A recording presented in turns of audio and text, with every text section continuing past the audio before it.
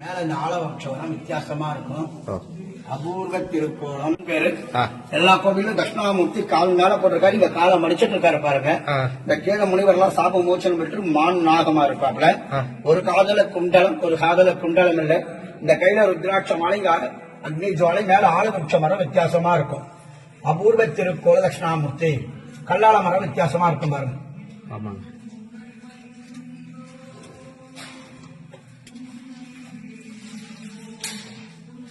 இது இங்க சிறப்பா இருக்கும்.